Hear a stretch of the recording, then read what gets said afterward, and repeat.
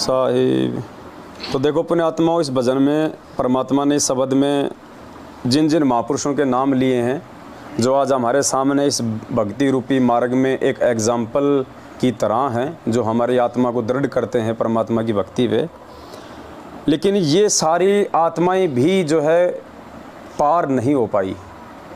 तो सोचो आप और हम कितनी पुण्यकर्मी आत्मा है जो परमात्मा ने आज पिछली पीढ़ी में, जो कि पूर्ण मोक्ष का मार्ग है, आज परमात्मा ने हमें अपनी शरण में लिया है।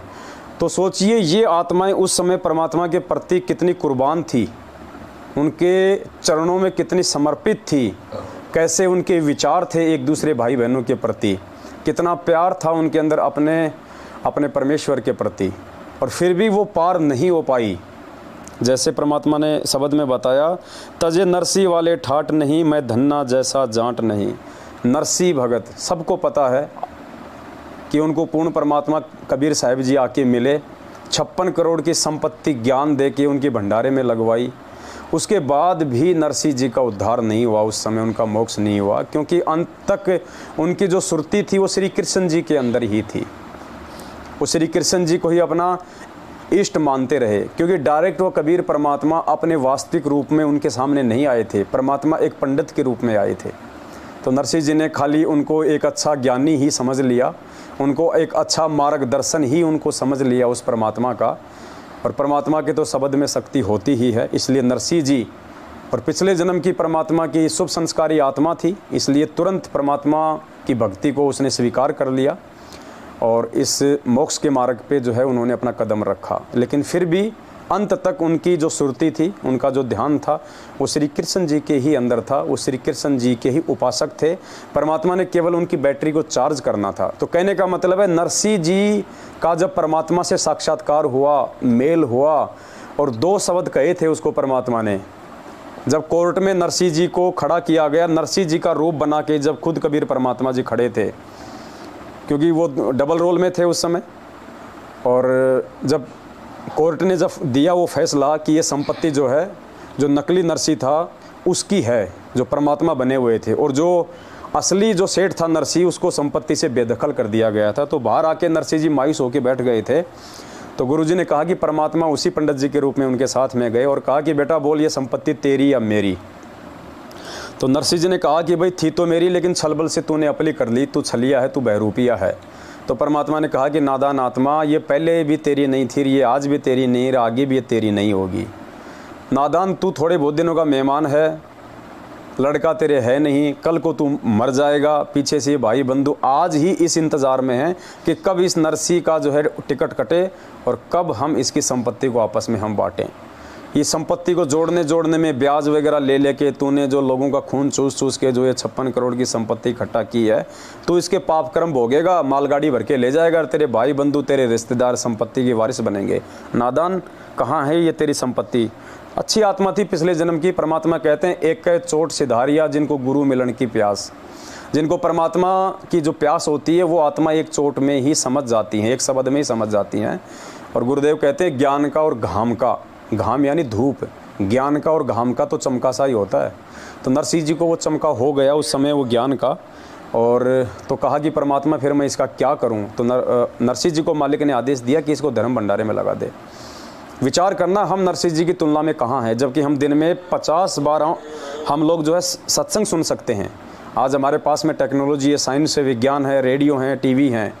नरसिंह जी को तो कभी कभार साल 6 महीने में परमात्मा किसी रूप में आते थे, उनको ज्ञान उनको सुनाया करते थे, समझाया करते थे। फिर भी उस आत्मा ने 56 करोड़ की संपत्ति परमात्मा के ऊपर जो है कुर्बान कर दी। यहाँ तक कि नरसिंह जी ने अपने रहने के लिए जो महल था वो भी नहीं रखा। ये विचार करने की बात है। आज जो हमारे पास में है, हम उसमें से कुछ भी उस परमात्मा को देने में सक्षम नहीं है।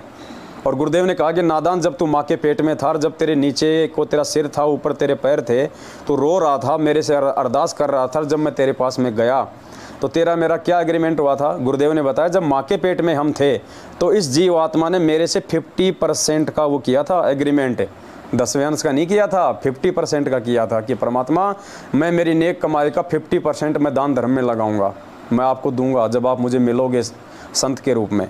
और जैसे माँ के गर्भ से बाहर आया, तीनों देवों के तीनों गुणों का एक एक इंजेक्शन लगा, हम भूल गए, परमात्मा को ही भूल गए, 10वां अंश देने की बात कहाँ। और जब आज हम 10वां अंश देने के लायक हुए हैं सुपात्र को, परमपिता परमात्मा को, तो आज 10% भी हमारे से मुश्किल से गुरु जी को नहीं दिया जा रहा। तो सोचिए भक्ति मार्ग में हम कहाँ हैं नरसिंह जी की तुलना में।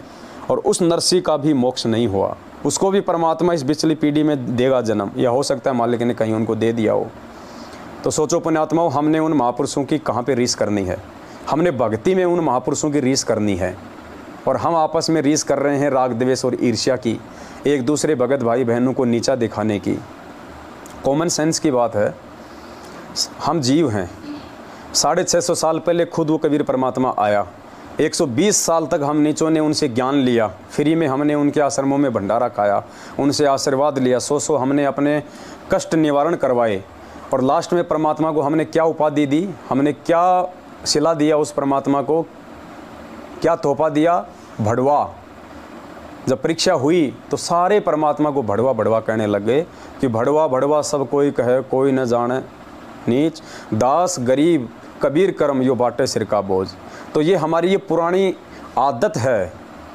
तो हमने 650 साल पहले भी उस पूर्ण परमात्मा को ज्ञान के बदले में भड़वे शब्द कहे, हमने उनको ठुकरा दिया था एंड टाइम पे। हमने जिस थाली में खाया उसी थाली में हम लोगों ने छेद कर दिया, आदत हमारी गई नहीं। और उसके बाद पुण्यात्माओं, आज फिर ये कबीर परमात्मा आए हैं। 2014 बरवाला कांड हुआ, 27 साल तक हमने उन आश्रमों में जा के, क्रोथा आश्रम में, छुडानी आश्रम में और बरवाला आश्रम में हमने खूब खाया, खूब पिया, खूब नहाए धोए, और जैसे ही बरवाला कांड हुआ हमने परमात्मा में 100 दोष देखने शुरू कर दिए। गुरुजी को स्विमिंग पूल की ज़रूरत क्या थी? गुरुजी को बॉडीगार्डों की ज़रूरत क्या थी? क्या ज़रूरत थी गुरुजी को कोर्ट में क्यों नहीं गए? काहे का संत है? गुरुजी को क्या ज़रूरत थी कमांडो बनाने की? जबकि बैकग्राउंड में जो फिल्म चल रही थी गुरुजी के आदेशों की आड़ में उनके परिवार की, उसको कोई नादान नहीं जान पाया, कोई नालायक ने विचार नहीं किया, और सारा का सारा दोष अपने परमात्मा के ऊपर मंड दिया। यानी जिस थाली में खाया उसी थाली में हमने छेद किया। आज 7 साल से परमात्मा ने इस पवन दास को इस भक्ति मार्ग पे टिका के आप सभी भगत भाई बहनों के लिए जो है निमित्त बना रखा है। आज से पहले किस भाई बहन को पता था कि भाई सतगुरु रामपाल जी ही जो है मतलब कि पूर्ण परमात्मा है, ये परमेश्वर हैं। आज से पहले तो हम सब अपने घरों में दाढ़ी मूंछ वाली फ़ोटो को ही कबीर परमात्मा मान के उसको पूज रहे थे। एक आत्मा के हमने दो जो है पति परमेश्वर बना रखे थे।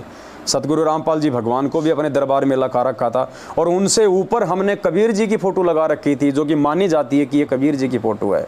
जबकि गुरु जी सत्संग में कह रहे गुरु बड़े हैं गोविंद से, और हमने गुरु जी को नीचे और उस गोविंद को ऊपर बैठा रखा है। वो भी एक काल्पनिक, एक हाथ से बनाया हुआ गोविंद।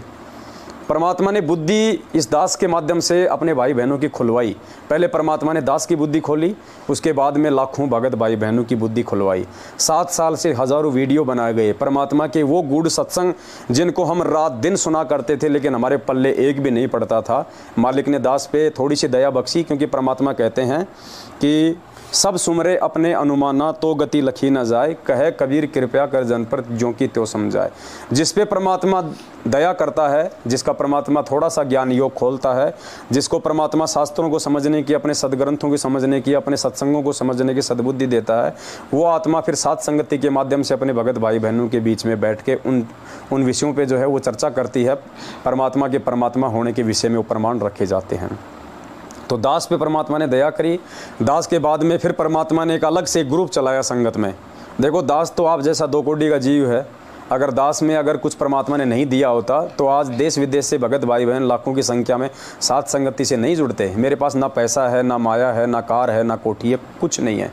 ये छोटी सी कार भी आप सभी भाई बहनों के सहयोग से आई है सेवा के लिए। मुझ 2 कोटि के जीव की कौन बात माने, लेकिन 7 साल के संघर्ष के बाद परमात्मा ने आज देखो लाखों की संख्या में सात संगतियां से जो है भाई बहनों को जोड़ दिया है। और भाई बहनों ने अपने पूर्ण परमात्मा की पहचान कर ली है। अपने अपने घरों से उस काल्पनिक दाढ़ी मूछ वाली फ़ोटो को, जो कि अनजाने में लोग जिसको कबीर कहते हैं, उस फ़ोटो को अपने घरों से निकाल दिया है, अपने मकान से निकाल दिया है। हमारी जरा सी भी आस्था उस फ़ोटो के अंदर नहीं है, और हम अपने पूज्य गुरुदेव भगवान सतगुरु रामपाल जी को ही पूर्ण परमेश्वर मान के, और वे हैं भी पूर्ण परमेश्वर, इसमें कोई शक नहीं है, लेकिन चूंकि हम पहले उस फोटो को ही परमात्मा माना करते थे, क्योंकि एक मजबूरी वश गुरुजी ने उस फोटो को परमात्मा का जो है वो दर्जा दिया, क्योंकि मालिक को पता था कि बिना इनको एक शक्ल दिखाए ये आत्माएं, ये भोली आत्माएं जो है मेरे ज्ञान को स्वीकार नहीं करेंगी। नाम जो है परमात्मा का कबीर है, मैं इनको शास्त्रों में दिखा दूंगा, मैं इनको कबीर सागर में नाम दिखा दूंगा, मैं इनको यजुर्वेद में 40वें अध्याय में मैं नाम दिखा दूंगा, लेकिन ये कहेंगे जी है कैसा, जैसे ब्रह्मा जी ऐसे हैं, विष्णु जी ऐसे हैं, हनुमान जी की फ़ोटो ऐसी है, कबीर जी की फ़ोटो कैसी है। तो जब तक इन भोली आत्माओं को एक चलचित्र नहीं दिखाऊंगा, एक काल्पनिक फ़ोटो नहीं दिखाऊंगा, तो ये यकीन नहीं करेंगे।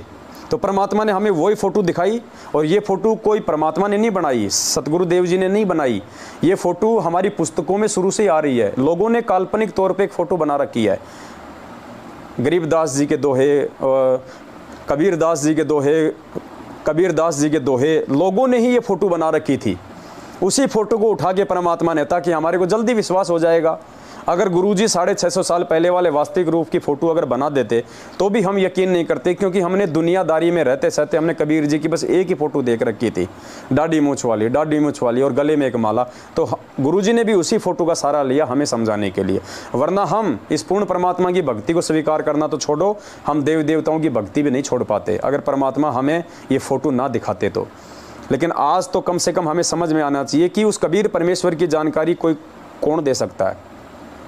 खुद वो परमात्मा ही अपनी महिमा बता सकता है, खुद वो परमात्मा ही अपनी जानकारी दे सकता है। उस परमेश्वर के अलावा ना ही तो कोई अपनी महिमा बता सकता है, ना ही कोई अपनी जानकारी दे सकता है इस 21 ब्रह्मांड में। वो परमात्मा स्वयं आकर ही अपनी महिमा बताते हैं, वो परमात्मा स्वयं आकर ही हमारे को जो है एक ज्ञान सुनाते हैं। ये सुनिए, एक परमात्मा का छोटा सा सत्संग है जिसमें परमात्मा कह रहे हैं कि उस परमात्मा के अलावा कोई भी उसकी महिमा नहीं सुना सकता, परमात्मा स्वयं अपनी महिमा आके बताता है। अपनी करनी सब करी ये थाके दोनों दीन। परमात्मा की तृप्ति असहनीय है पुण्यात्माओं, और वो किस लिए दुखी हुए?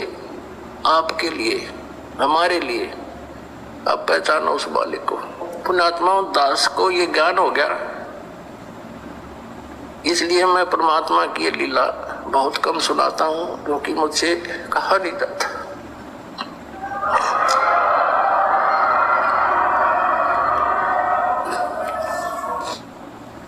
आज परमात्मा को अपने विषय में बताने में भी देखो पुण्यात्मा आंखों में आंसू आ रहे हैं, तो हम नीचों को तो कितना ज़्यादा समर्पित भाव से परमात्मा के पीछे लगना चाहिए। और आज भी हम इस परमेश्वर को ठुकरा के जो साक्षात धरती पे आया हुआ है, हमारे लिए परमात्मा इतने असहनीय कष्टों को उठा रहा है।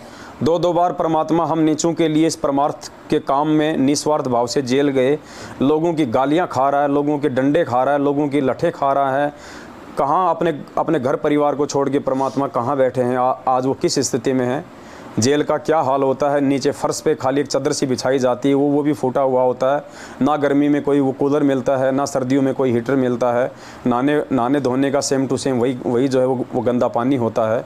हम नीचों के लिए परमात्मा जेल में बैठे हैं, और हम उस परमात्मा को छोड़ के और हम एक कागज़ के टुकड़े को इन फर्जी आश्रमों में लाखों की संख्या में इकट्ठे हो के हम उसको भगवान मान रहे हैं।